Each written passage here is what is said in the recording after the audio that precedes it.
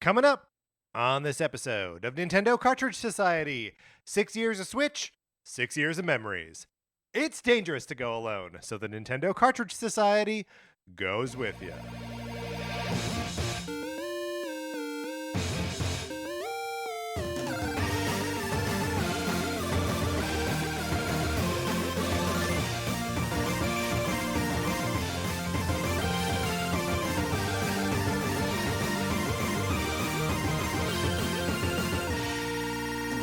Welcome to Nintendo Cartridge Society. My name is Patrick Ellers, and I am joined, as I am always joined, by my co-host, Mark Mitchell. Mark, how's it going? It's going great. Patrick, I feel like on Tuesday we missed an opportunity in 433 to get any Oscar predictions out before this Sunday. So any Oscar hot takes? Ooh, I don't know that I have any Oscar hot Do you think we can name the films that are nominated for Best Picture? All Quiet on the Western Front. Uh-huh. Fablemans. Uh-huh. Everything Everywhere All at Once.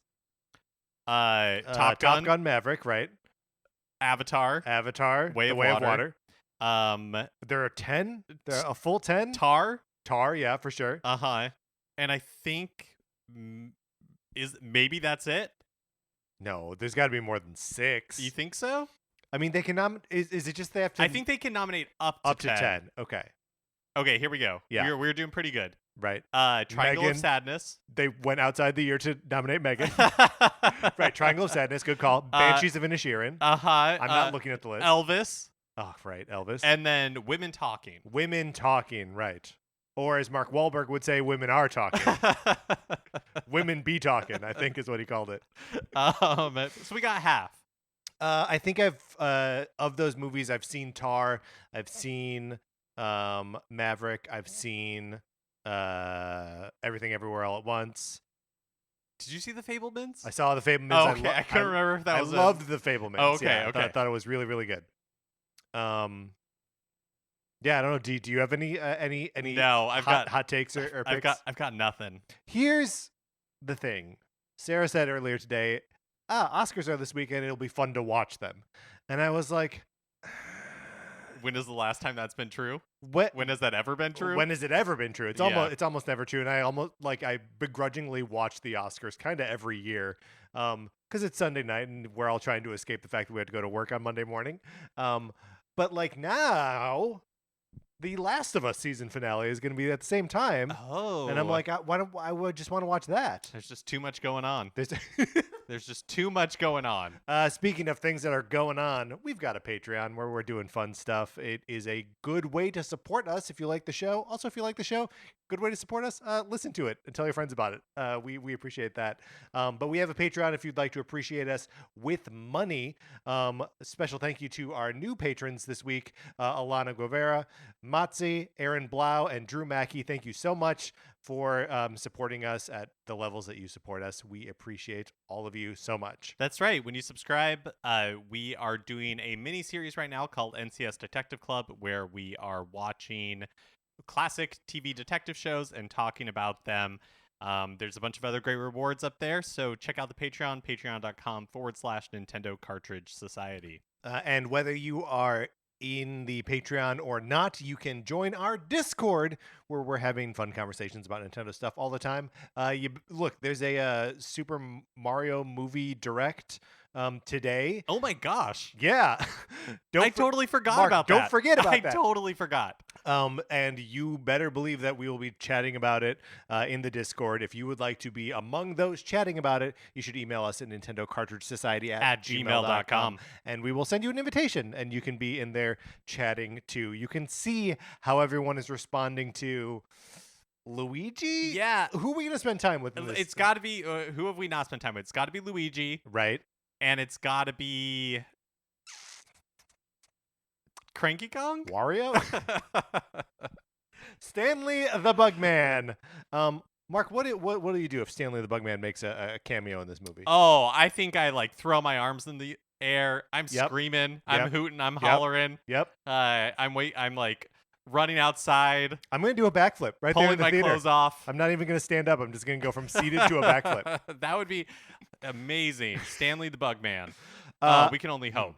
Mark, what if there's a small? I'm sorry, I'm on the Stanley the Bugman thing. Stanley the Bugman. What if there's no appearance of Stanley the man. Uh-huh. But what if there's like A bug parked problem. next to the plumbing Yes, van, yes. there's an exterminator van that is for like Stanley's exterminating and Right, monkey services. right. Greenhouse something or other. Uh-huh. Donkey Kong's not in Greenhouse, right? The game Greenhouse, it's a Donkey Kongless Stanley game. I think I so. I think think so. Stanley's the star.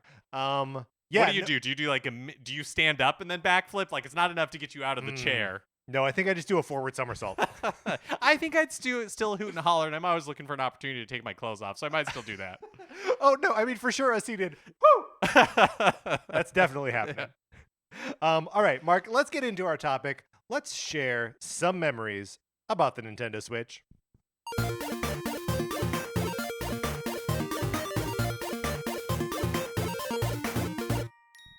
Now, this is something we're calling Six for Switch, Uh, an obvious play on the blockbuster film 80 for Brady. right in our key demographic. Absolutely. But it's funny, I feel, to be doing a thing like this for a piece of hardware that is still like is mainstream. We're not doing like six memories about like a retro thing. We are talking about like the hardware that we are still engaging with on the most regular basis. Yeah, it does feel a little bit like easy to mistake for a eulogy. Right. But And that is not the case. no, we have no evidence that we are anywhere near the end of this thing's life. No. I think you could ask Nintendo and they'd still say halfway through, right? When did they start saying we're halfway through the Switch's life cycle? That was a couple years ago, right? Feels like it, yeah. And it seems like maybe we're still only halfway through the Switch's life cycle. But thing has been around for 6 years. Yeah, it just recently celebrated its seventh birthday. We finished 6 years and are into our seventh. Right. Is that right? Yeah, which would be its 6th birthday, right? Okay. Because this is a great question. When someone is born, is that a birthday? I think On their first birthday, they turn 1, uh-huh. which is their second birthday. Yeah. We don't have the right language for this, Mark. We just celebrated. Yeah, We don't have the right I language. think this should not be so hard, but trying to figure it out right now in this moment Yeah, we're never going to do is it. taxing me. No. But look, the thing has been around for 6 years as of March 3rd. Great. So at first we were like, is this going to be one memory per year? Nah. We're just doing I mean it is one memory per year, but the memories don't have to take place within each of these discrete years.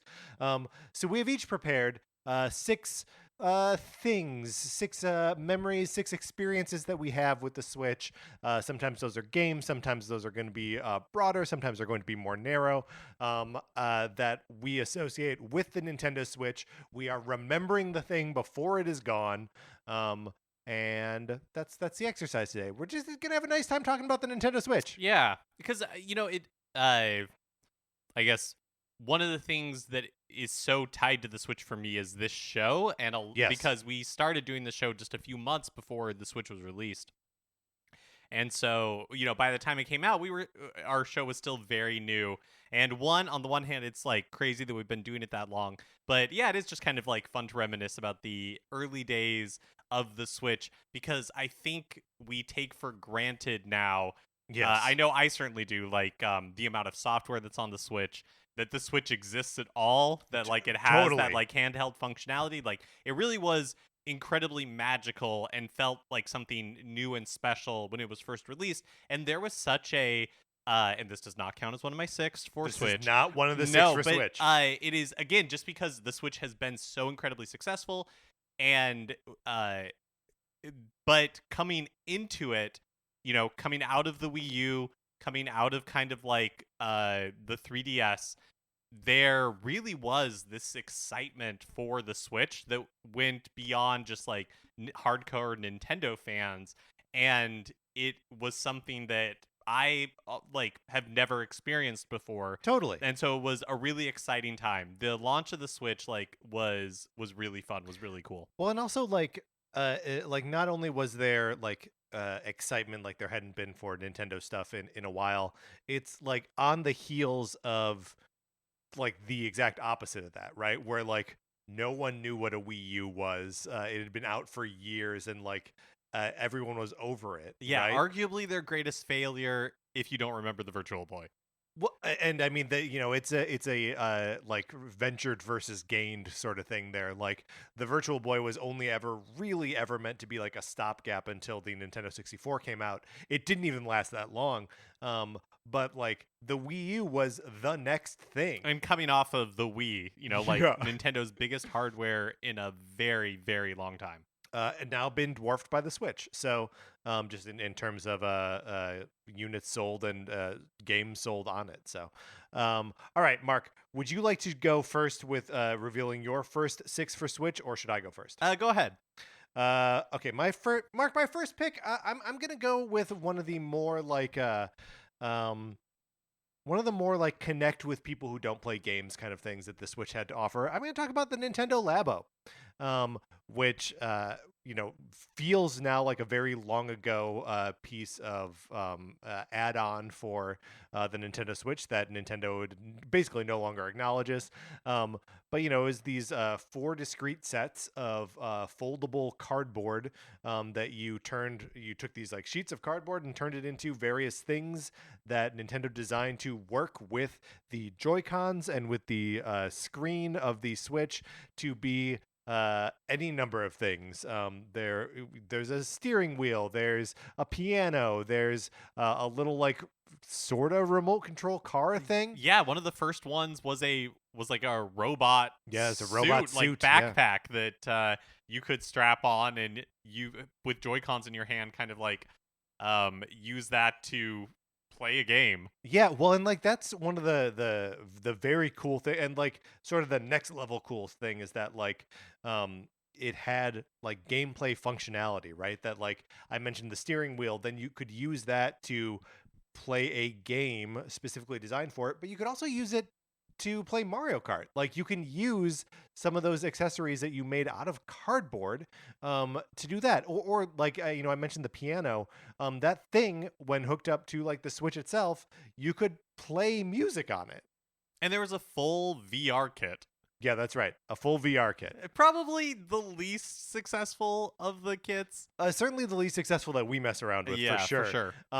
But the real reason that I wanted to like highlight it here was that you and I put a few of these together. We had our friend and previous guest on this show, Richie Root, come over to put together some of them. Sarah's parents were recently here, and I was reminded that we put one of them together with them. Like I don't remember which it was. I think one of the pieces of the vehicle kit that we put together with them, and like they don't play games, and so it's just like it's very cool that there's this like craft sort of thing that you can do with people who aren't necessarily interested in video games, who just want like some fun kind of puzzle to do, and then at the end you have something that like it routinely you look at it and you're like, I don't know how this is going to add up to the thing that they say it's going to add up to, and then when it's done you are wowed by it. You are mystified by the like engineering feat that is turning all this cardboard and like reflective tape into a piano. Yeah, the piano one really stands out to me because yeah. like it's like you said, reflective tape, cardboard, rubber bands, and by the end you put it all together, and a high-tech IR sensor. but the way that like everything snaps together, like Yes. Labo is really cool. And Labo, my memory is that the first Labo kits came out in 2018, so it was only like I think it was like April 2018 that it was revealed, so just 1 year since the Switch was out. Yeah. And Nintendo was talking about, like one of the things we're going to do to extend the life of the Switch is in create all these new ways to interact with it. And I feel like the Labo part of, we had our fun with Labo. It never really caught on. Yeah. But I do wonder what would have happened. Like, would Nintendo still be making kits today if were there kits in development that never, were released, if Labo had continued to be successful? And I feel like we've seen some iterations on it, like, or not on iterations on Labo, but different ways for them to interact with that they introduced for people to interact with Switch. Like there's Mario Kart Live, Yeah, there's Ring Fit Adventure, but I I think again, just because the Switch was so new and felt so inventive, and then when they revealed Labo, it was just like, oh my gosh, this is gonna be crazy, and I Yeah, couldn't wait to yeah. see what else Nintendo was going to introduce. And I don't feel like they The answer ever. is just sort of nothing. Yeah. Yeah, yeah. I mean, there were other things, but nothing of that Yeah, scale. yeah, I see what you mean. Like nothing that was as inventive as Labo. What's so interesting is like, I mean, you're right. 2018, they were selling Switches were selling well, but they weren't nearly as ubiquitous as they are now. I wonder if they were to launch Labo now, like new, or even just like put a new marketing campaign behind like the old sets, if just the ubiquity of the system would make those kits sell more now. Yeah, that's really interesting. Because But I also like, sorry, the it obviously doesn't work with the Switch Lite, right. and everything is so snug on the original build of the Switch. Would the OLED still work with it? Yeah, I imagine I imagine probably not. not. Yeah, Yeah. I can't imagine that it's designed with that in mind. Hmm. But also maybe I've never tried. But yeah, it also feels like the like you're saying, like if they released it now, like I do wonder because I feel like the trajectory of the Switch, or at least the way that it's viewed, has kind of shifted a lot. Like I think of it now as just like a mainstream video gaming Yeah. device. Yeah. Whereas in the beginning, I don't know, I feel like Labo in a way was like for being something so inventive, it is crazy to say this, but like Nintendo hedging its bets a little bit, where Sure. it's like, Yeah. that robot suit really intended for children. You know what I mean? Where it's like, Yeah. what is our Totally. audience for the Switch? And I Well, don't that think it's a it toy. had It's figured itself out. with it, and specifically with that robot suit is like an obvious callback to Rob the Robot, right? Like, which was Nintendo in the first place trying to disguise their video game machine as a toy that you could sell in toy stores. So yeah, no, that tracks perfectly for me. That like it is or was a like little bit of hedge betting bet hedging. That's what I mean. Um, to like make it into something that wasn't just like a video game system, but like that so obviously is what it is, right? Like we're having a conversation in our Discord recently about like watching YouTube on or Twitch. That there's a Twitch app on Switch, and like it just to me feels weird to watch video on the Switch. Where I'm like, why would you do that? Why would you just do that on like your phone or your smart TV or whatever. And like still to this day, there's no like Netflix or Disney Plus or Prime Video app on Switch, and I'm just like, yeah, I don't need that there. Yeah, Just want to play games there. yep, totally, totally. Well, my first 6 for Switch, my 1 for Switch. Is that what No, we're gonna no, do? no, no. This is your first. This is your first six for Switch. Okay. We each put together six for Switches. Okay. Well, Right. my first 6 for Switch is Sonic Mania. Yeah. So before Sonic Mania was released, I had never really played a Sonic the Hedgehog game before and never really understood the appeal. I grew up, I always had Nintendo consoles. I didn't own a non-Nintendo console until the Xbox 360 generation. And so I, would go over to a friend's house and they would have a Genesis and kind of like dabble with it, like Golden Axe and all that kind of stuff, but it always felt so foreign to me. And so I was so used to the Mario style of platformers and Yeah. those physics and that momentum that Sonic just never really made sense. But Sonic Mania, man, this is actually, I think this was a 2017 game as well. Um, so early in the Switch's life, but Sonic Mania I had so much fun with and ended up really really loving. And that was just kind of like a fun, I feel like a lot of my memories of Switch of early in the Switch are just kind of like discoveries that other people have had for really long times that because I mostly played on Nintendo hardware for most of my life, that I didn't experience. So like Sonic Mania and learning to love 2D Sonic was a total revelation for me. Yeah. One of the things that was really cool for me in the especially when the Switch launched, is we started getting all of these ports of indie games that had existed on other platforms for a long time, Yeah, yeah, but yeah. were new to me, like Cave Story. Mm-hmm. Like, I loved playing Cave Story. That game had been out for probably at least 5 or 6 years at that point, and Yeah, I mean, not to highlight a period much later in the Switch's life, but like you discovered Portal last year. Right, yeah, no, Yeah. exactly. And so yeah, that is something that has been like I never had a gaming PC, would never really played a lot of Xbox arcade games, any of that kind of stuff. And so just that joy of discovery on Switch has been such a strong part of the system for me. Sonic Mania, Cave Story, Portal, just like all of these ports that the Yeah. Switch ended up getting have been perfect for me. Yeah, well, and like Sonic Mania in particular too, there was something very, I don't know. In the early days of the Switch, there were like kind of the new Nintendo things, and then like you say, that sort of like indie wave. And the indie wave was sort of riding a like retro aesthetic, right? It kind of always does, but it seemed like in the early days of the Switch, like retro aesthetic was sort of everywhere. And to have this Sonic game that both like had retro aesthetic, but it was like borrowing it intentionally, like to do the exact thing, like to be a retro Sonic, like the same kind of thing that like Nintendo wouldn't do for they wouldn't make like an 8-bit, and I guess you could argue that like that's what Mario Maker is, um but like they're not going to release a brand new 8-bit Mario game, Right. um whereas like yeah, the Sonic Mania team just like did it, and it felt like perfectly at home on the Switch. Yeah, it was I had a lot of fun with it. All right. Mark, I loved your first six for Switch. My second six for Switch, gotta take you back to like the dark days of the pandemic, right? When we were all locked down and it was like it was scary time.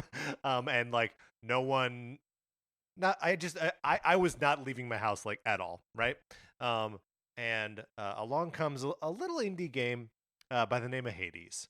Um and I was like, I'll give this game a try. I like the art style. It sounds appealing. The music is cool. Um, and the like next couple months for me with Hades was like an unending, just like well of things to discover about the way the game worked, the way combat in the game worked, the way relationships in the game worked. Um, and like Hades is one of the games on Switch that I put the most time into.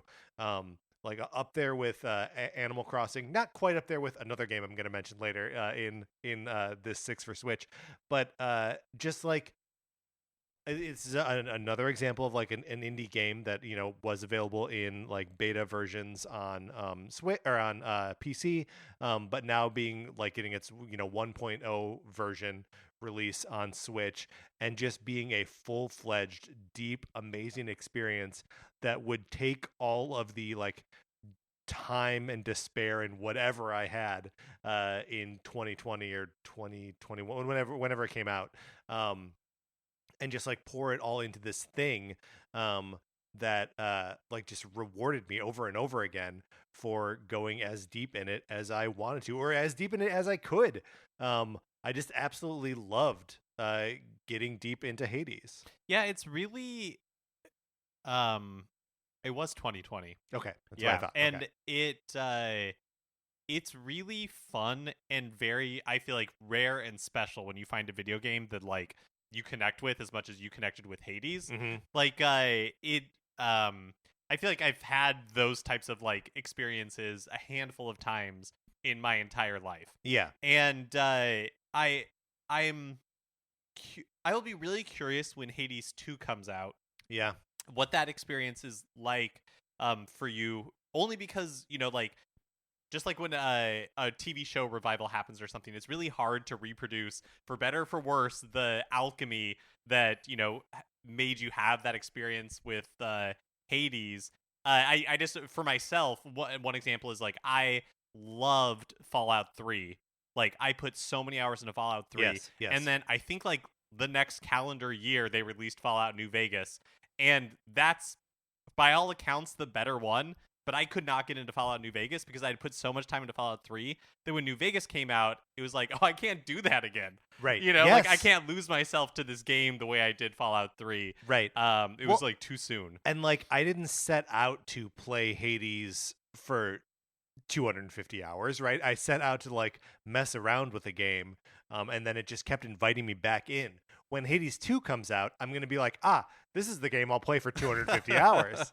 Yeah, that's true. Um, That's true. I don't see how it will live. Like, it's the same sort of trepidation I have about Tears of the Kingdom, right? Where it's like, now my expectation is like, oh yeah, this game will casually change our lives Yep. and the video game industry. And if it doesn't do that, it's like, well, you messed up, Nintendo.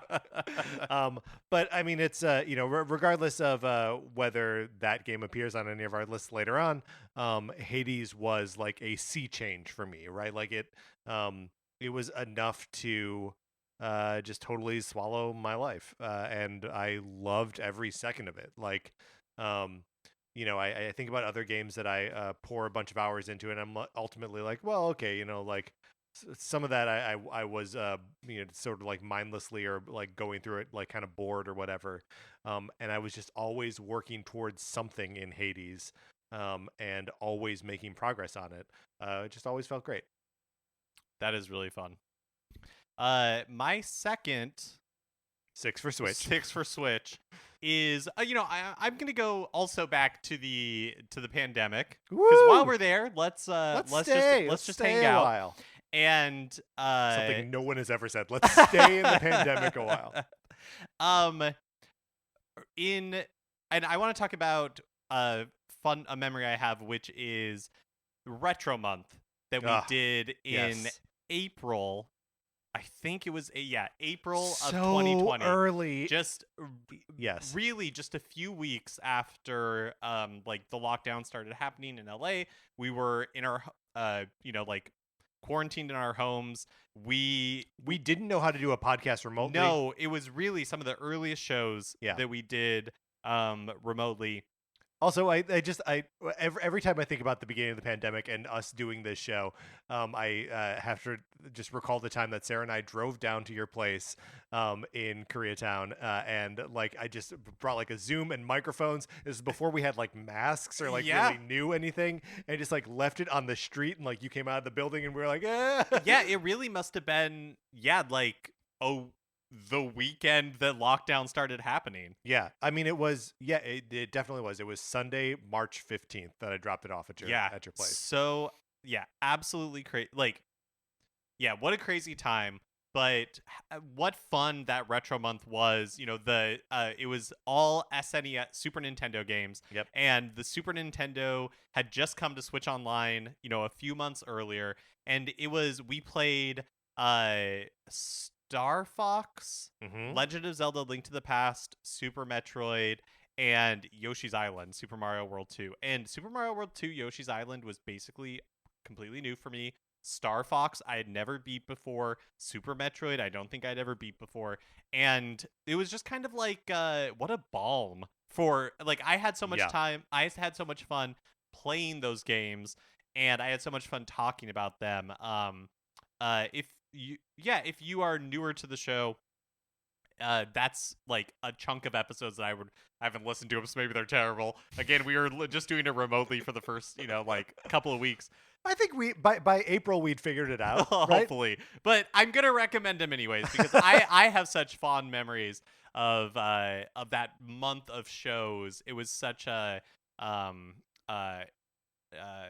nice thing to be able to do while everything else just felt so crazy in the world. It also, kind of early on in us doing this show, this is now going to turn into also just like a retrospective of the show, that we kind of discovered or decided that like we're not well equipped to do just like a review of a video game, right? Like that's not where our skill set lies. It's not really exciting for us, but we did land this like kind of great month of talking about just like one game per episode, without any like added structure to it. We weren't ranking anything. We didn't, we weren't doing like an ABCs of something. We were just like, let's talk about these games, and got to like really get to the heart of what our lifetime experiences were with them, what our like experiences in this specific moment was. Um, and yeah, you're right. What a balm! What like a nice like nostalgic way to uh just comfort ourselves through the early days Yeah, of I mean, COVID. and also, what great games to play, like Star Fox. Great In games. the past, I had kind of dismissed it, but playing it on Nintendo Switch Online, being able to rewind, like really changed. No, truly being able to rewind in Star Fox is clutch. Truly changed my Yeah. perception of that series. Being able to like actually like really play through Yoshi's Island was a lot of fun. Also, we did do a ranking at the end where we did a bunch of like mini rankings. Like we ranked like the Shy Sure, Guys and that all that was that stuff. was But all like, at the end though. yeah, yeah. I But yeah, forgot about the Uber ranking at the end. that's right. But yeah, that retro month in April of 2022. Some of my favorite Switch memories for sure. Um, yeah, and the Nintendo Switch Online still like in its nascent days at that point, but what a cool. I'm just so grateful that the Nintendo Switch Online has so much stuff and that it's continued to get like so much bigger. And I just think it's a sort of an incredible value if you bother to engage with it at all.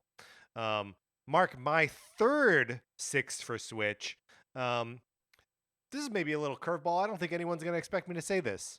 1-2 Switch. Oh, there we go.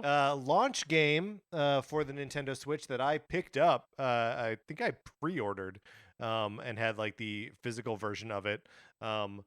Is a game that I played with my parents as they came to visit like shortly after the Switch came out. That's not why they came to visit, but that's just the timing. And neither of my parents are gamers really at all. My dad loves to play solitaire on the computer, but that's really it. That's the extent of it. And they it was just like it created a nice experience like in the room, right? And we would have like little jokes about the the games, like answering the phone or like trying to do the combination lock thing. Or there was like this quick draw game where it's like don't get too close to furniture or each other. And My favorite one is still like the baby that you're like yeah, there's like a baby you're trying rocking to put sleep. to sleep. Yeah, that's right. You're trying to like Yeah, put it in a cradle 1-2 smoothly. Switch is so crazy. 1-2 Switch is bizarre. And my parents came on an episode of this show. You weren't around for some reason. Yeah, I was out of town. That's right. Yeah. And so I was like, I'll just get my parents to do this episode of NCS with me. I don't know that I recommend people go back and listen to that episode because who knows what that was like. But like just a neat thing to share with them, and in a very like not Nintendo Switch or not Nintendo Wii kind of way, right? Like not a Wii Sports sort of proposition. It's just so weird and so specific and has all these like things like you're watching this video of like these two actors pretending to milk a cow, right? And then like you have to have this like experience with these other people in the room being like, you just saw this weird little video. It's hard to really describe the pleasures slash displeasure, discomfort of watching those things with other people. But like, yeah, just what a bizarre little experiment 1-2 Switch is. Am I remembering correctly that like in the discussion about 1-2 Switch, some of like Nintendo's talking points were like, we want you to make eye contact with the people you're playing with. Yes. So like the games are like designed so you watch the videos and then you're like a lot of them you're like facing the person that you're doing it against. Yeah. No, I mean that was part of their stated goal was like you won't have to look at the screen as you play these games, which makes it because you'll be able to tell how many ice cubes are in the Joy-Con because of Right. HD Rumble. Yes, or because Feel the milk being pushed out the udder. gross, or because there were like audio cues that which is right. of course why it never actually worked as like a party game, right? Because at a party, what are you going to be like? Okay, everybody, turn down the music and stop talking. Everybody, be quiet. Everyone, we shut have to up. put this baby to bed. So like This video game baby. ill-conceived video game baby, no good. But Marquina. Wait, what? Is that the name of your video That's the game name of baby? my video game baby. Marquina? Uh-huh. All right, cool. Mark if it's a boy, Marqueen if it's a girl. I mean, that makes sense to me. Mark, what is your third 6 for Switch? My third 6 for Switch is I have a couple here, so I'm trying to decide which one I want to go with. I'm gonna do Tokyo Mirage Sessions Sharp FE Encore. Wonderful. So, just like I was talking about earlier with Sonic Mania and Cave Story Plus and all those games, Portal, that are new to me, one of the things that, as someone who didn't own a Wii U, all of these ports from the Wii U to the Switch have been amazing, right? Like, I got. Tropical Freeze, yeah, new Super Mario Brothers U. Yeah, exactly. Super Mario 3D World plus like Bowser's Fury, like all of that was so much fun. But Tokyo Mirage Session Sharp FE Encore was probably like the surprise to me. Like, was I expecting to like a Mario game that I haven't played before? Yeah. Yeah, obviously. Did yes. I really know what to expect from Tokyo Mirage Session Sharp FE? Like, not really. Because to that point, not much of a Fire Emblem guy. Right. Not a Persona guy. yeah. And I remember starting it and, even then being like, I'm not really sure like that I like this. But that game, by the end, I was totally like on board. I really love Tokyo Mirage Session Sharp FE. It's the combat system becomes so much fun.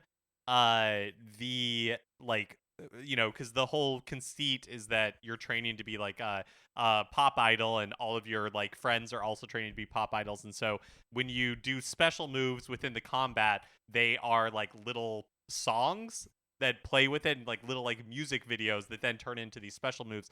Like the whole thing is so bizarre, so crazy, but so good. And I also felt like it had been a really long time since I had played an RPG that I just really lost myself in. Yeah. And Tokyo Mirage Sessions was such a fun surprise. I'm so glad that it was ported to Switch.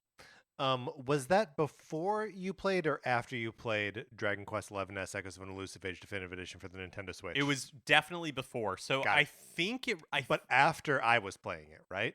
Yeah. So Dragon Quest XI S Echoes of an Elusive Age Definitive Edition for the Nintendo Switch released in 2019. It like released the same day or like a week after the Link's Awakening remake did. Okay. And I picked it up because I was really excited for it. And I remember, I don't even think I played any of it until I can't even remember the order of events by this point. Until like after I finished it. Yeah, I feel like when it first came out, I finished like Fire Emblem 3 Houses around the same time that I finished Link's Awakening. And so I started, my memory anyways, is that I started Dragon Quest XI S Echoes of Elusive Age Definitive Edition for the Nintendo Switch and played maybe 30 minutes of it. Yeah. And then was just like, I don't think I'm ready for another RPG. Like, I just can't do this right now.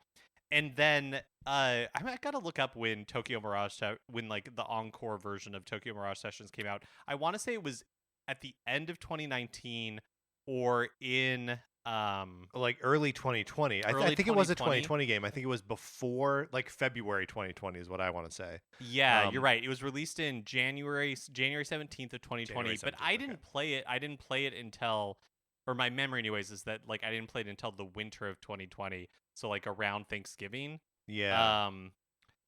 And just like ended up really, really loving it. And then later is when, I mean, I think it was only last year that I played Dragon Quest XI S Echoes of an Elusive Age Definitive Edition for the Nintendo Switch. Like 2022 last year or 2021 last year? Maybe 2021. This is an impossible thing for us to track down. But it's not on my list of memories here. But it's what a jolt of like memory juice to have to say the entire name of the game, Dragon Quest XI S Echoes of an Elusive Age Definitive Edition for the Nintendo Switch. Yeah, we That's talked about it so much every day. yeah, for a really long time. Tokyo Mirage Session Sharp FE is a good pick, Mark. My next pick, I also have obviously a few here. I want to choose the right one to go next. I'm going to go with Super Mario Odyssey, which obviously just a great game. Um, but the I want to kind of call out my specific experience with it with my friend Andrew. Um, the game came out in October of 2017, October 27th, 2017. Um, and uh, in October of that year was when there were all these rough, really bad wildfires in Northern California, which is where he's from and where his parents lived at the time. And their house burned to the ground. Like it's like this nice house up on a hill, totally destroyed in this fire. And so Andrew, who normally lives on the other side of the country, was like flying back to help, uh, go through the ruins of this house to try and like what can you salvage, right? Like what survives a hideous fire? Spoiler: almost nothing. We did manage to find wedding rings, which is pretty cool. But he I say we because he was heading back there and he was like, "Hey, I could use a friend there," right? As I'm doing this, and so I flew up, and I had the date of October 27th on my calendar for like Mario Odyssey comes out. Uh, but instead of being like here to play Mario Odyssey, I was helping him like go through his old house. Um, and there was a like fun little to do where I had to like change the name on the pre-order from my name to Sarah's name so she could go pick it up. And like she's talking to me on the phone like as she's walking to Best Buy and like excited, and she was like, "Can I play this before you get back?" And I was like, "Yeah, go ahead. I'm sure you're gonna like it." And she was like texting me every like 10 minutes being like, "You're gonna love this game when you get home." And of course I did, and Super Mario Odyssey is a wonderful game. But where it kind of like dovetails back around is we ended up spending Christmas with Andrew and his family that year, at like a place that they were staying at, while they wrap their heads around how to like rebuild the house, right? um, and Andrew's a really like obsessive video game player, and he got all 900 Korok seeds in Zelda, and then like played on the what's the second difficulty? Like Master Master Quest. Quest, yeah. Did that and got all 900 Korok seeds again. This is the kind of gamer that he is. Um, and so he had all but one of the moons in Super Mario Odyssey by Christmas. Um, and it's because he like spent the time to like really look around and like find everything. But the one that he couldn't do was one of those like obscene platforming challenges where like you don't have the hat and like all this other stuff. And so like the two of us worked on it together, and I was able to get that last moon for him. Um, and so like there's just this nice little like package of a couple months where uh, Super Mario Odyssey is like tied up in my relationship with this guy. And it'll just always I'm so glad that that game is so good, and that it we was talking about games, or like the Nintendo, Super Nintendo games being like a balm in a tough time. Super Mario Odyssey was a balm in the different tough time. So yeah, it's Super Mario Odyssey, my fourth six for Switch. Yeah, that's so nice. Also, just like Super Mario Odyssey is a game that I often think about. Like, there, I have so many moons that I never claimed, Yeah. but I'm also like, I wonder if I should just restart it. I haven't played, Super Mario Odyssey at this point for years, and I've only ever really gone through it the one time. Yeah. And if I went through it again, I would play it differently than I did, because before I was trying to like uh in the beginning I was like, I'm gonna try to get every moon that I can in a land before in like a kingdom before moving on. Yeah. But if I replayed it, I would not do that at all. I would just go through the story and then go back. But yeah, I remember that game being so magical Yeah, that it it's is. kind of yeah. Even just you talking about it right now makes me want to start it up again, fresh. It's so like Zelda Breath of the Wild is deservedly such a like shocking experience. And again, if neither of us bring it up in our memories, like it's sort of because it just like looms large by default, right? Like we need not remember it, for it remembers us. But like Super Mario Odyssey feels like just as special a game, just as like shocking an experience. That like I don't know, the first year of the Switch is like truly unrivaled as far as first years go. And I would be interested to see if any future hardware ever beats that. Yeah, one of the things that's so interesting about, or if they even like try again, Yeah, or yeah, yeah. like because the timing of everything just seemed to work out so perfectly. Um, but one of the things that's so interesting about Odyssey, and I felt this way about a lot of the things with Nintendo this generation, and I think it is indicative of kind of like, in some ways, like a passing of the torch from one generation of Nintendo to a younger generation of Totally. Yes. Nintendo, is that they are like honoring the histories of like games and franchises in like a comprehensive way, in the way that kind of like the best of the Disney Star Wars has, Yeah, sure. where when that stuff is good, a lot of it is because like, oh man, like the people who are building it are such fans that now they're having the opportunity to play in that sandbox. And that's what Odyssey feels like to me.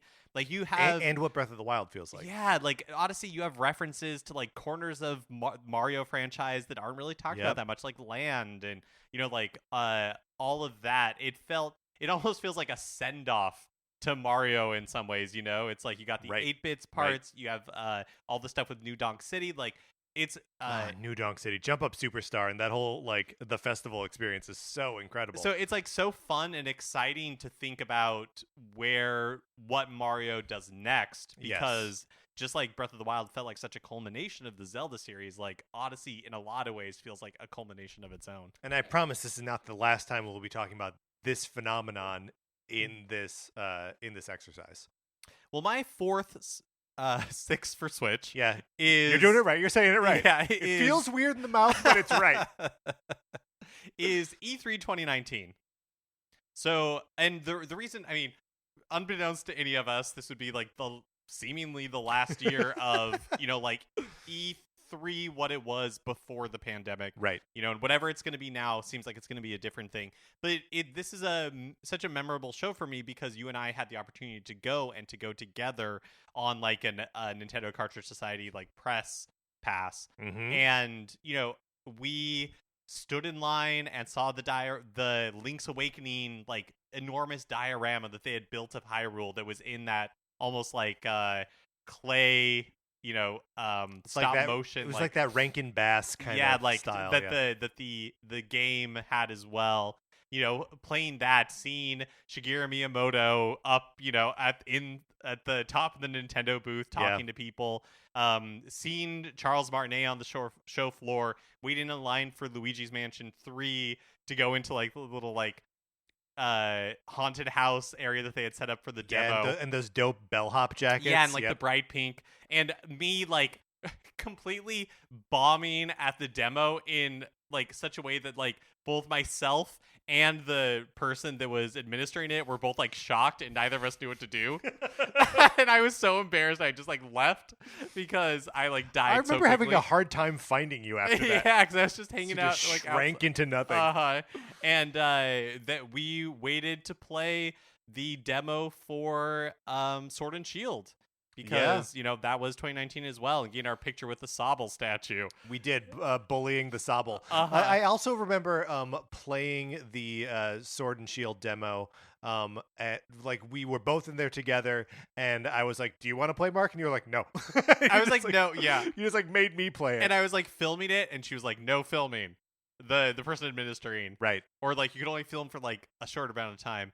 And then we also had an opportunity to demo Final Fantasy VII Remake, which like we sat in a theater to watch gameplay of the Lego Skywalker Saga game that wouldn't come out for like 3 years after that. It was just a fun show. Yeah, it was a good opportunity. It was a memorable time for sure. Mark, I have one on here that is kind of related to that. So that's what I'm going to go into now. This was going to be my sixth six for Switch, but it has now become my fifth six for Switch. Everyone is here. The E3 2018 like 40-minute long trailer for Super Smash Bros. Ultimate, a game that we knew was coming because it had a kick-in trailer in February of 2018, which showed us that like it started off with like the Inklings like swimming around and like shooting at each other, and then that flaming Smash Ball appearing in the sky, and then seeing like silhouettes of the returning cast, and just like I remember picking apart like those images and being like, "That's Breath of the Wild." Yes, yeah. Like what else is going to be different here? Does Mario have Cappy? Like what is happening? And that E3 that year, the Nintendo presentation was simply answering all of our questions and answering them with exactly what fans wanted, right? Like, I feel like Nintendo's almost always being like, here's kind of what you want and some stuff you don't expect, and maybe some of it is like kind of, like you don't love it, or, whatever. I feel like there's more of a mixed bag to Nintendo announcements normally. But with Smash Ultimate, that just wasn't the case. They were like, no compromise here. Every character we've put in a Smash Brothers game will appear in this game and more. It's still so crazy. And it's like they were doing this thing where they were like, like showing like 3 characters at a time, and then like 3 more characters at a time, and kind of like filling in the roster with characters that you sort of expect, and then it's like Pichu, Solid Snake, and you're like, wait a minute, where are they going with this? And then on the screen, the words, everyone is here. And that's like I was in the press room at E3 watching the direct like happen, the stream live. And like everyone in that room, it's not being like projected onto a big screen or anything. Everyone's watching on their phones or like their laptops if they brought them in. And everyone just screams because like it's their Stanley the Bugman moment. It is their Stanley the Bugman moment. People sitting in their chairs did a backflip without standing up. But it's just like, as far as Nintendo hype moments go, I don't think there is another moment from a press conference or presentation over the last 6 years that challenges the "everyone is here" moment. Yeah. To the point where we remember that phrase. I like, know. Yeah. Is there another thing like that? Like, is there other language from a Nintendo Direct that you can remember? No. And you're right. Like, I think this is what you were alluding to earlier when we were talking about like Super Mario Odyssey kind of being feeling in some ways like a capstone to the series.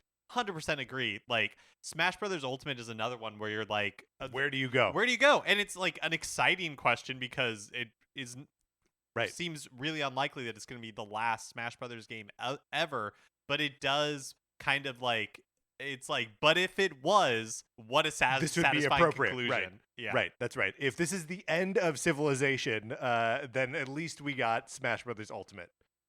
Where do you go? Yeah. I don't know. Where do you go? It's very exciting. So my 6 for Switch is the Famicom Detective Club games. Oh, what a great pick, Mark. I don't think I knew that I wanted or cared about the Famicom Detective Club games until that like they were revealed. Same. In the beginning of 2021. Did we get it in like the February 2021 Direct, and then they were released later that year?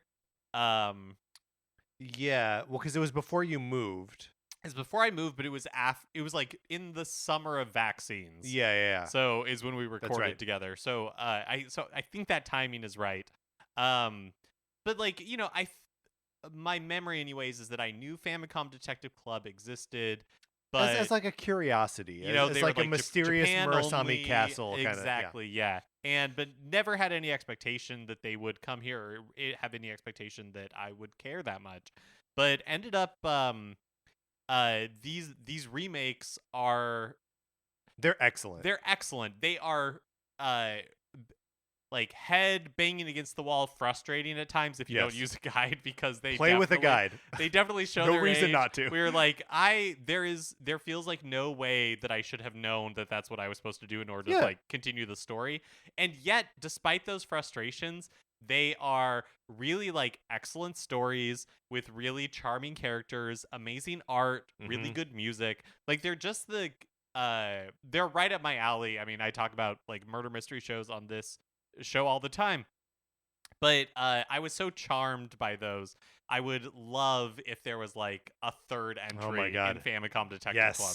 Yes. It's also like it's like unapologetically Japanese in a way that Nintendo normally doesn't allow, right?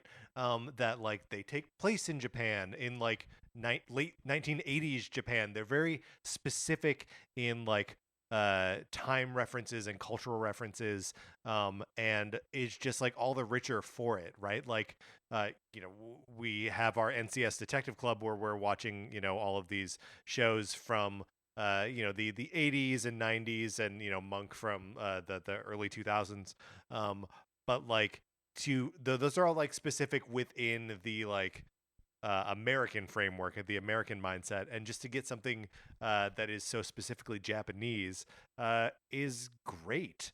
And like you're right that the games are bash your head against the wall frustrating if you're not playing with a guide. But the fact that we were recording an episode where we were just like going to talk about the stories of both these games back to front, like giving us a goal, felt so good, and like having a reason to finish the games made me do it. And like you say, they ended up being like some of my favorite gaming experiences of that year. Yeah, they're just really, I found them very rewarding. I don't know. I really I really love those Famicom Me Detective too. Club remakes, which was just a huge surprise. What a great pick, Mark. I'm now on to my final six for Switch. Are you ready? Oh man. It feels like it's been should we turn this into an 80 for Brady? Let's turn it into an 80 for Brady. Tetris 99. It's Yes. gotta be. Um, you know, I have always been a fan of Tetris. I've always considered myself good at Tetris. I was excited when one of the only PSVR games that I got into was Tetris Effect. I love playing that in VR, but like sort of less for its Tetrisness and more for its just like hypnotic, brain hijacking the visual and audio spectacle of it. But Tetris 99 um, was when it was like, no, no, no, just the straight up solid, direct into your veins gameplay of Tetris can be hypnotic and brain hijacking in and of itself. Tetris 99, of course, was launched for free as part of your Nintendo Switch Online subscription. Not even with the expansion pass, but or expansion pack, um, but just on its own, and as a effectively free game. It is the game on Switch that I have put the most time into. Over 450 hours of Tetris 99 has been played in this house, Mark, and I'm still playing it every day. Um, Tetris 99 is my game of the year every year since it came out. That'll never change. I think it is. I think it's my favorite. I think it's my favorite game. Is that Te- insane? no, I don't think it is. I mean, Tetris is so good, and Yes. Tetris 99 is such a incredibly smart Yeah. take on Tetris. Like it, whoever came up with that idea, it's really genius. It's almost so good that like applying the like last man standing, 99 players at once. It's such a good implementation of that premise that it almost makes you wonder like what was the point of Tetris before it was Tetris 99. And of course the point is that the moment to moment gameplay is virtually perfect. But like the fact that it has been supported with different skins for Nintendo releases, as recently as this last Kirby game that came out, they had a skin for it. Or no, for Dream Buffet.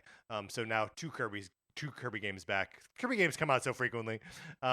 And there are like four Kirby skins in Tetris 99. But like as I go in to try to complete my 999 ticket quest, I can pick all these different themes, and which all come with different music sets and different sound effects, um, and all this wonderful stuff that I can just like keep playing forever and not get sick of, what is the same game I played on like Game Boy originally, or on my dad's work computer in 1989. Um, just truly a remarkable piece of software, a wonderful integration with Nintendo Online, and just the gift that keeps on giving. Tetris 99 is perfect as far as I can tell. What is your go-to theme? Do you have one? I do not have one. I've been like cycling between them. Um, just kind of at random. Usually, if I have turned off the game and then like turn it on the next day, I need to do something to trigger like the new ticket challenges, and changing the theme is enough to do that. So I will just change the theme to something else. But no, I don't have a go-to. There are so many in there that like I kind of want to see them all. My personal favorite continues to be the Splatoon 2 one. That's a good one. I just really like the music, and I feel like it fits.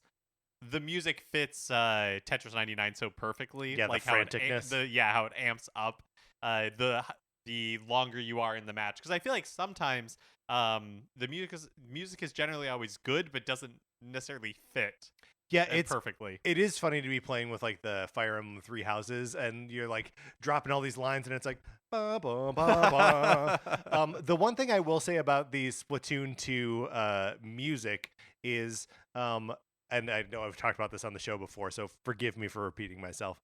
But there's the music that plays in the last 30 seconds of a turf war that's like the highest energy, ba-dun-dun-dun-dun-dun-dun-dun. And that'll happen when you're in the top 10 in a Tetris 99 match. And the top 10, that's the fiercest competition. That's where people are really fighting for their lives. People are good at fighting off the damage you're sending to them. So it invariably lasts for longer than 30 seconds. And the human brain was not meant to be subjected to that music for like 8 minutes at a time. Like I love it, but it's also like, oh no, I need a break. It just amps up the psychological warfare that is Yes. the top 10 in Tetris 99. I do a backflip out Can of my you chair. handle it? That's right. What a great six Yes, for Switch. Just to recount my 6 for Switch: Nintendo Labo, Hades, 1-2 Switch, Super Mario Odyssey, Tetris 99, and Everyone is Here, the Super Smash Brothers Ultimate reveal. So my six for Switch is I just want to kind of like reminisce about the pre-order / launch day / early Breath of the Wild experience for a little bit. And Patrick, if you have anything, because we experienced the launch together, so if there's anything you want to add to this, feel free to add on. If there's anything you want to add, shut up. This is my invitation for you to shove it. So my pre-order experience, super hyped for the Switch was I can't remember exactly. There was the January like Switch presentation. Yes. Where Nintendo showed off the Switch in full for the first time, and then I think a week later, 2 weeks later, maybe a month later, you could start pre-ordering. But there was like a moment, to my memory, that pre-orders became available. God, it couldn't have been a month later, because a month later was like a week before it came out. Right? Well, there was it was a January presentation. Right. And so, then it comes out very early in March. Yeah, you're right. So maybe it was just a couple. Which, by the way, I don't think we give enough credit to how nuts it is. Yeah, they revealed the thing in a trailer in like October the year before, but we didn't know really what it was or how it worked until January, like middle of January, and then it was released a month and a half later. Yeah. Like the timeline on that is wild. Also something to just keep in mind for like a Switch, like successor. Sure. Doesn't necessarily need a ton of lead up. Right. Although we had been hearing rumors about it for like a year. Yeah, before. That's true. That's true. So. They were talking about it just in terms of it's the NX. Yes. So we'll say a couple of weeks after the January reveal, it became available for pre-order, and I remember. Do you remember the pre-order experience? 'Cause I don't at this point. Well, I remember the pre-order experience because I was coaching an improv team. Yeah. And instead of doing the polite thing of saying, "Hey, do you mind if we take like a 10-minute break because I'm going to I want to pre-order this system and we can extend 10 minutes or whatever." Instead of doing that, and you're coaching an improv team, so they would all get it. Right? Yeah, right. Yeah, exactly. Nobody would have cared. Right. people probably would have wanted to pre-order themselves. Right. Instead of doing that, like they were doing scenes, and I was like on my phone, like pre-order. Like I had put my credit card information in my Best Buy account already, yeah. and like pre-ordering it on my phone. But I secured that pre-order. Both you and I got, in hindsight, the really boring, just like all gray Switch instead of the colorful like red and blue Joy-Con that come with it. But we both pre-ordered to pick up in store at the same Best Buy. Yes. Yep. And so come just a couple of weeks later, and it's released at midnight, again, is my memory. Yeah. I mean, so you were standing in line to pick up your Switch, and I was we were doing so much more improv at this time. In that we were doing improv at that time, because I was coming from a show. That's right, because I was in line, because there was like a legitimate line of people waiting to pick up their Switches and their copies of Breath of the Wild, and what else and a bunch of amiibo, whatever else you were going to get. So I was standing in line, and you joined me later. I joined you in line at like 11 or something like that, because that's the time an improv team that I would have been on would have performed is like 10 o'clock, and then like people hanging out afterwards, me just being like, I gotta go. And I remember picking up the Switch, and just like the excitement around that. They were like pulsing people in, so they were letting in just like a few people at the time. You would get your pre-order, you'd get all the other like accessories and stuff you wanted to buy, and then you'd take it to the register, and they would like check you out if you needed to buy stuff, like all that. And just like a console launch with all the other like Nintendo nerds that are there, and everybody's excited for Breath of the Wild because the reviews are crazy, and there's never been a Zelda game like this. And taking it, and that like moment when you're getting new hardware where it's like your precious baby, and you're peeling off like the film, and you're setting up your account, like your Nintendo account. And I was all digital at the beginning, so like I was downloading my copy of like Breath of the Wild and everything. Like that was just, that whole experience I think of such like so fondly. Were you working the next day? Did you work at that Friday? I honestly can't remember but I think no, because I think I had downloaded like overnight Breath of the Wild, and then that next day started playing it. That's my memory. I also took the day off, and I remember starting Breath of the Wild like when I got home, like so at like 12:30 or 1 o'clock or whatever, starting Breath of the Wild, and I had not gone digital, so I had a physical copy that I could play right away. And like really just running to the first shrine, and then being like, this is such a big experience. Like I can't do this in the middle of the night. I've got to like, and I took the whole day off the next, and the whole weekend following, obviously, and was just like that's what I'm doing.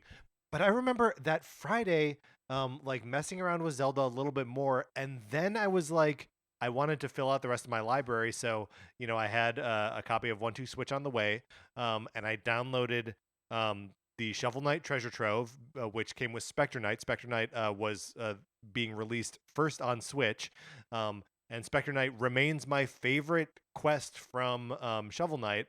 I spent most of that first day with the Switch playing Spectre of Torment from Shovel Knight, and loving it.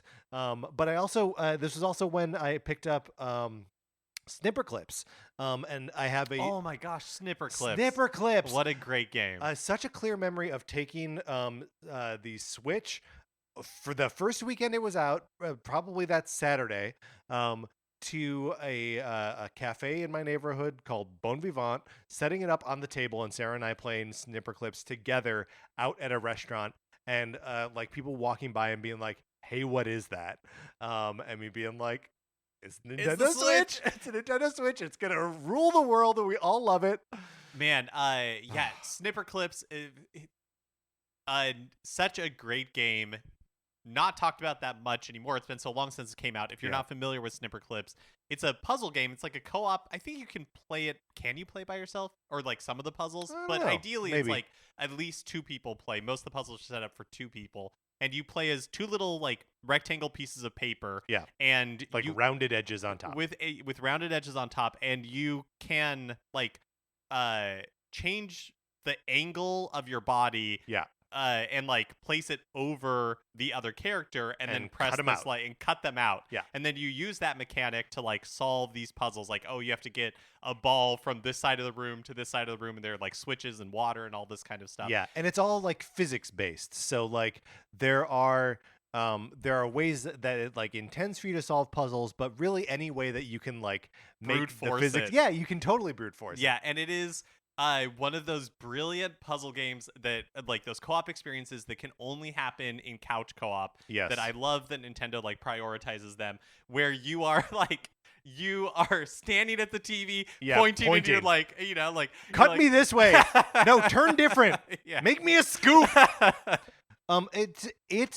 The fact that the puzzles are all physics based, and therefore you can genuinely approach them any way that you see fit, any way that actually makes sense, feels like such a piece with Breath of the Wild and with what the Switch is, right? With the Switch is play it at home on your TV, play it on the couch, play it on the go, take it Play to it with two people. You're each holding a Joy-Con. Yes. Yeah. And it's just like those three things in concert presented like game how you want a game, which is like the revolutionary thing that the Switch needed to be in that moment. And like, this was in a world where like handhelds were dying. They had ceded ground to the phones, and like that was it. Right, that was the end of the Vita had failed. The 3DS was no longer putting out games that anyone cared about. That space was gone, and Nintendo was like, no, we can use the handheld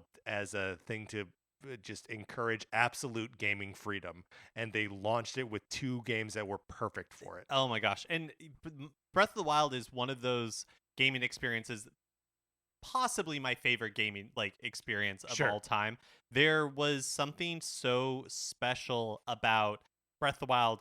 Everybody was playing Breath of the Wild, and everybody was having such unique experiences because they were playing the game a certain way, or they were discovering things that like you didn't know, and you were sharing things with people Yes. that they didn't know. And so it was like, what? Like if Link stands up on like a table, like people react, like Yeah. NPCs react crazy to that, or if he's not wearing like a shirt. Like there's just so much in that game Yeah. that like the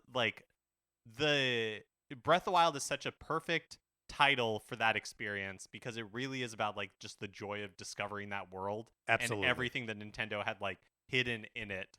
Well, and it did such a nice job of like the spell it cast on people who played it was that it was just like the perfect thing to talk about, right? That you could share your experiences and you could hear other people's experiences and like learn from it or incorporate it into yours, and just like it made the whole thing feel like it is a huge world, but like it made it feel even bigger.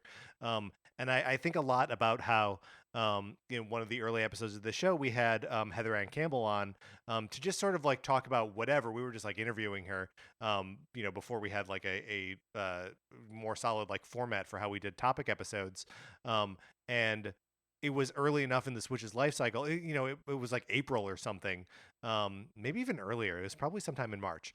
Now that I'm thinking about it, and we just talked about Breath of the Wild and like just traded stories about our adventures in Hyrule, and like that was super sad, and we couldn't talk about anything else. Like, yeah, yeah. it just made it such like a fun like social experience. And I don't have expectations that Tears of the Kingdom is going to top that, but my hope is that It's it will. seemingly impossible. Yeah, but my hope is that like it will engender some of that same like experience where I just felt like with Breath of the Wild there was like so much, like you were saying, where you could talk about it with people.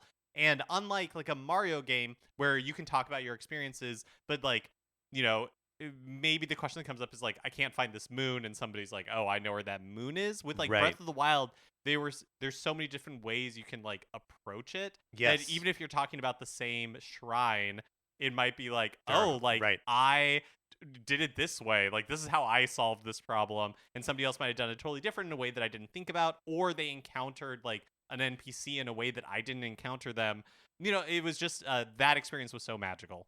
Well, also like the game is, and obviously people did like a great job and they did a Herculean effort to like catalog everything in that game. But like the wikis for and the guides for Breath of the Wild are a challenge in and of themselves. There are 900 Korok seeds, 120 shrines. Like just navigating the guide needs its own guide, right? So like yeah, the game was just so big, and so you could just approach it any way you wanted, and made the whole thing an absolutely magical experience. There's one more thing that I wanted to talk about in the early days of the Switch. And Columbo. hi? Columbo. I said, there's just one more thing. Just one more thing. And that is something that has become a little bit of a running joke on the show, but and that is the game Snake Pass. And the reason it's a running joke is because like in the early life of the Switch, there were of course the Nintendo heavy hitters, and there was beginning to be like a smattering of indie games or like that were released that had been available on other platforms, but it was rare that there was like like a Switch exclusive title or something like that. And so but there was this game that was released in early 2017 in March, like at the end of March, called Snake Pass, Wow. that was like a puzzle game that so we did an episode on the show that now like we probably wouldn't do that, but we were still just kind of figuring out what this was. Snake Pass is from a developer slash publisher, Sumo Digital, and one of its calling cards was it had a soundtrack by David Wise, Mm-hmm. who's a prolific video game composer, has done music for like the Donkey Kong series, other notable entries. But And the game sort of had a visual style like a like rare a rare game, Yeah. yeah. And it's like a puzzle game where you play as a snake, and so the controls are really like specific. Like you wrap or you like press ZR or something to like wrap yourself around a Yeah. like a pole so that way you can get up. But it's basically a puzzle game where you're trying to get these with movement like a snake. Mhm. You are trying to And again, like very reach different goals. very like physics based too. Very There was a physics-based. lot that you had to like brute force your way through. Yeah, and so so it has become a bit of a running joke just because it's in hindsight kind of a random game for us to have done like an entire episode on. But it sort of made sense because like this was in a time just before the like Switch bump that would happen for indie games where like you put your game out on Switch and it's not a guaranteed success, but like that's where the market would end up going. Yeah, it felt like it kind of was at the Yeah. in the early days of the Switch because there were so few releases, Mm-hmm. and that when indie games did get put on the Switch, they seemed to sell incredibly well. And so that's why we got the flood of support that we did. I mean, it's also just like an affordable system. You can play the indie games on the go because they don't require like they don't tax the hardware, like all this kind of stuff. Where it's just like, oh yeah, this is the perfect marriage of the style of game. And again, it's all of these intersection points, Yeah. right? Like that it's snipper clips, that it's Breath of the Wild, that it's a whole indie library. You were talking about it from the beginning with Sonic Mania, that like all of these games that could be smaller games, that could be less technically demanding experiences, that were good because you could take it on the go, because you could play it in bed, Yeah. because you could put it on the TV. Yeah, that portability, like all of these indie games, like for the first time, you could play them on a portable, like you Yeah. could play it on the go.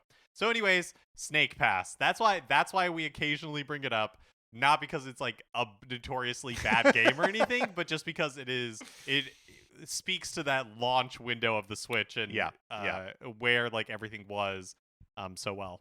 Also funny now that we've talked so much about the history of this show, that this is not less a 6 for Switch, but like this is kind of a 6 for NCS, right? We'll do an 80 for NCS later. All right, Mark, let's close out our memories of the first 6 years of the Nintendo Switch.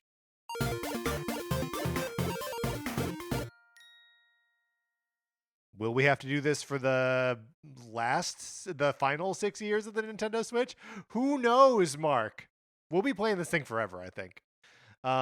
If you would like to share with us your memories of the first 6 years of the Nintendo Switch, you can email us at nintendocartridgesociety@gmail.com. That's going to do it for this episode of the show. Thank you, of course, to our 16-bit patron, Connor McCabe. Thank you, Connor. We appreciate your support. You can follow us on Twitter. I'm at Patrick_Ellers. Mark is at MKE Mitchell. The show is at Nin Cart Society. If you want to get in that Discord, you should email us, Nintendo Cartridge Society At gmail.com. Anthony DeLuca made our logo. Our theme music is provided by 8-Bit Betty. You can get more of his music by going to 8bitbetty.com or by listening right now.